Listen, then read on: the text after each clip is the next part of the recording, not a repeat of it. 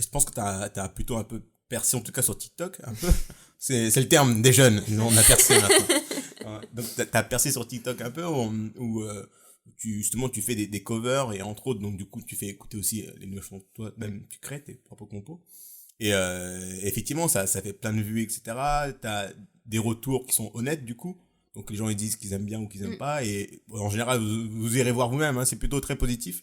Et donc, ça te donne un poids peut-être, du coup, avec ça, pour aller voir les maisons de disques, ou pour toi, c'est suffisant de percer à travers les réseaux, en fait.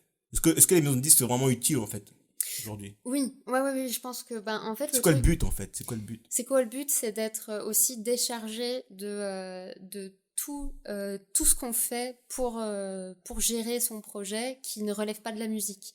Et aujourd'hui, finalement, on fait le métier un peu de tout le monde quand on est seul et quand on a un projet en développement. Donc on fait de la musique, évidemment, on fait ses chansons, mais on doit aussi faire sa promo, la stratégie marketing, digitale. C'est à nous de démarcher pour aller trouver des concerts, pour trouver des interviews, aller chercher les médias pour demander à ce qu'ils parlent de nos chansons, chose qui est en général rarement acceptée, parce que quand tu viens de nulle part, c'est difficile de... Oui, parce qu'en fait, il y a aussi, il faut dire aussi, le milieu de la musique, c'est un milieu, on va dire, entre guillemets, bouché, où t'as quand même pas mal de gens qui veulent tenter leur chance, et t'as très très très peu de place, en fait, à la fin.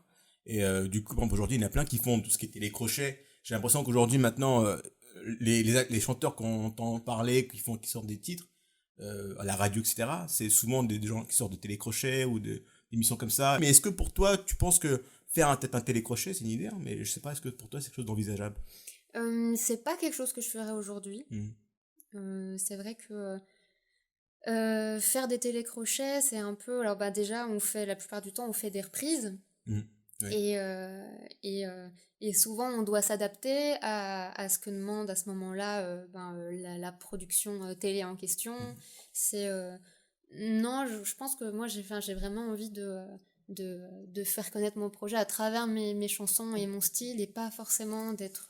Ouais. Cigarette en main, grand désarroi, c'est qu'elle coûte plus cher que toi.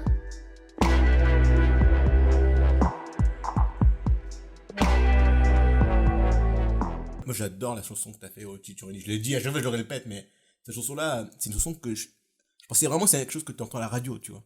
Que tu entends vraiment à la radio, à la télé. L'instru est hyper lourd. Et tu m'as dit tout à l'heure que c'est toi-même qui l'avais fait. Oui. C'est incroyable.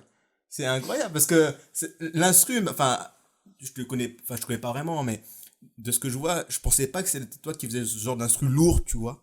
Je te vois plus faire quelque chose de plus doux, etc. Et en fait, t'arrives à mélanger les deux, à faire quelque chose qui est hyper lourd, hyper percutant, et à côté, tu poses ta voix douce là-dessus. Honnêtement, il y a un mélange qui se fait, qui est parfait. Et ça, je le vois à la radio. Merci. Et je dis pas ça juste pour tenter. C'est même JP, pareil, je l'écoute dans la voiture. Je l'écoute. On en vacances, on l'écoutait. Et on se disait, mais il faut que ce soit en radio, quoi.